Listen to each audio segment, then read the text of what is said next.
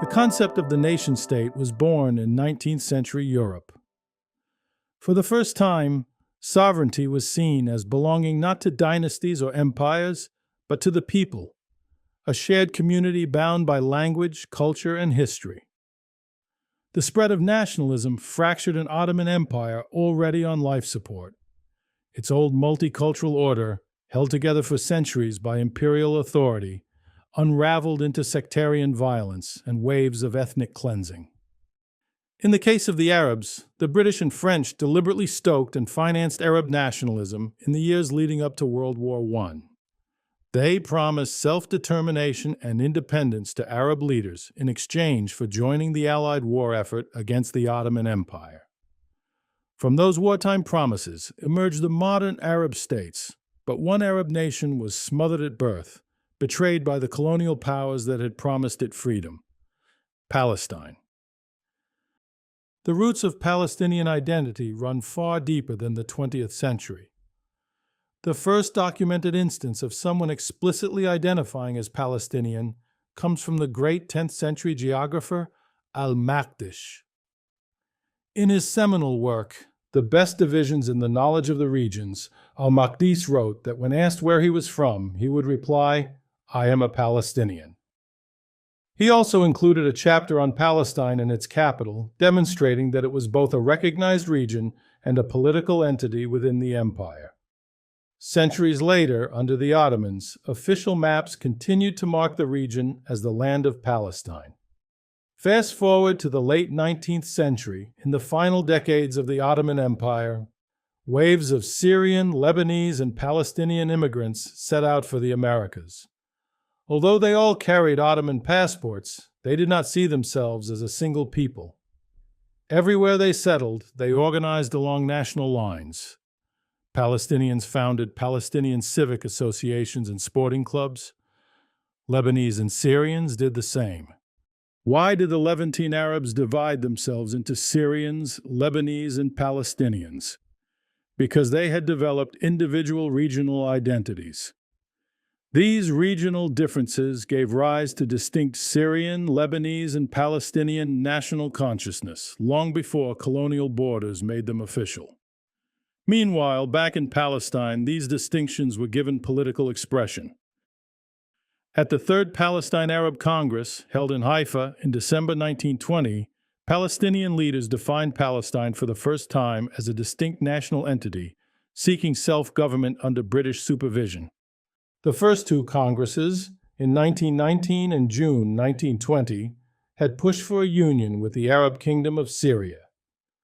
Joining King Faisal's independent state seemed like the quickest route to escaping British control and the looming threat of Zionism. But after the French army crushed Faisal's kingdom, Palestinian leaders abandoned the idea of union. By the Fourth Palestine Arab Congress in Jerusalem, June 1921, the transformation was complete. Palestinian nationalism now stood on its own.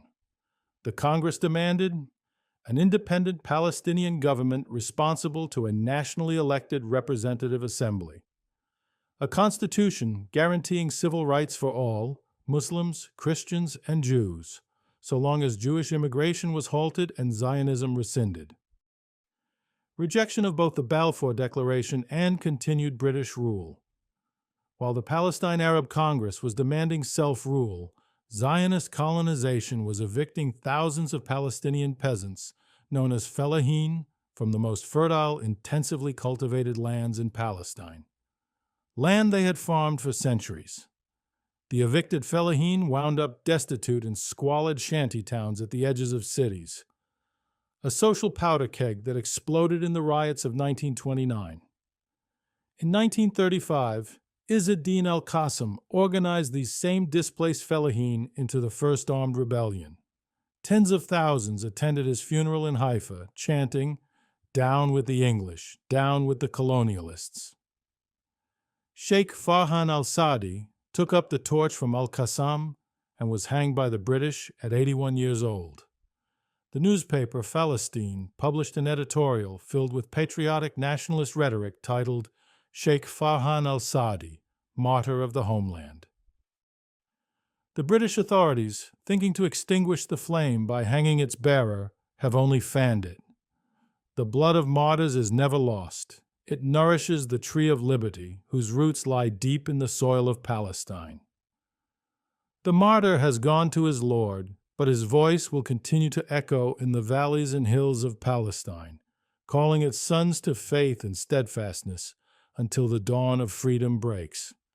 May God have mercy on Sheikh Farhan al-Saad, the noble elder who died as he lived, a believer, a fighter, and a patriot.